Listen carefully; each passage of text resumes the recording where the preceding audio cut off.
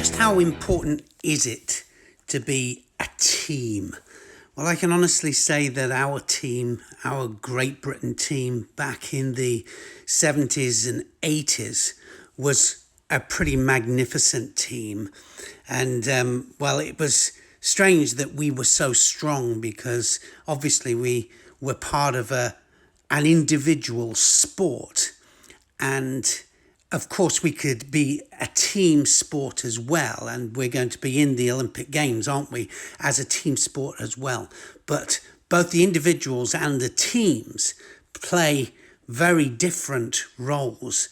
And when it came to team competitions, I can honestly say that I never performed at my best when I fought as a collective team in team matches. And I think I was really an individual when it came to the mindset for competition. It was all about me.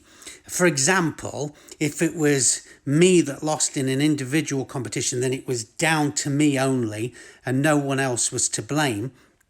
But if I won, then it was 100% down to me.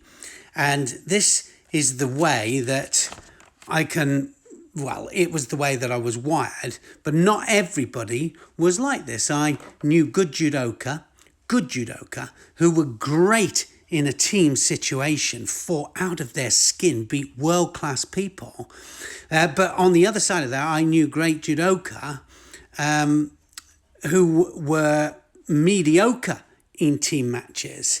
It just doesn't suit everybody fighting in that situation. I mean, I found it, and it's been apparent through my daughter and my son, very good in team competitions. And when it comes to individual competitions, not as strong. And I certainly put myself in this second category as somebody who didn't like to fight in team competitions. It just was something that I wasn't happy with. And certainly it reflected on my performances. And for me, if one of my teammates, this is just an example, but I mean, for me, if I was in a team match and one of my teammates cost us the gold medal and I'd won all of my fights, then I'd feel a little bit peeved. But on the other side of that, if I hadn't won a match throughout the day and then my teammates took me through to win the tournament and the gold medal, then that for me would have been a hollow victory. And it never happened to me, luckily, but I mean, it would have been a disaster for me. I'd have hated it. Live by the sword, die by the sword has always been my philosophy. Certainly, I fought much better as an individual. But saying that, what I always had was incredible team support. The British team that we had was truly amazing. Our national squad trainings were like World War III.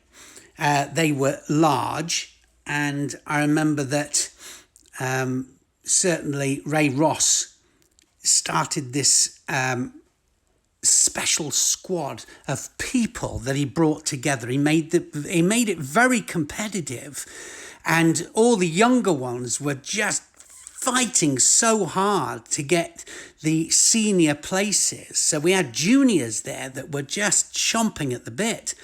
And above all, we got together on a regular basis. And I hear a lot of them, the guys, they talk about how the squads used to come together on a regular basis, how it was really, really hard, but only with positive spins on everything that happened. We did fight hard, but we also we partied hard as well. And I think that camaraderie was there from the very beginning. Special bonds were absolutely made at this time. And to this day, we've never forgot it. We fought hard and we played hard, but we never forgot that we were united as a team.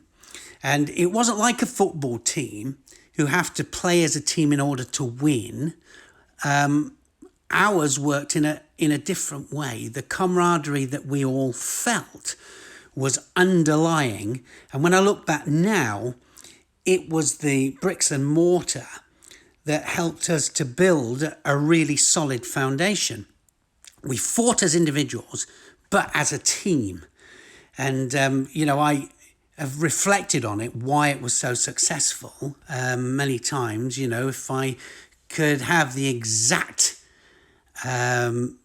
reasons why it was so successful, then I'd be a very wealthy man, I think. But I think looking back at some of the coaches in different sports, or even looking now at some of the coaches in different sports and how they try to manage their teams, they do it by obviously trying to build morale, by encouraging team cohesion.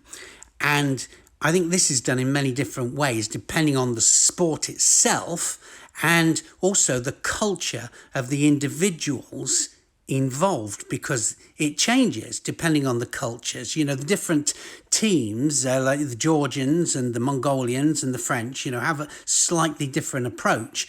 And the Americans have a very rah-rah approach to revving their team players up and to getting performances. But I don't think that would work in the UK.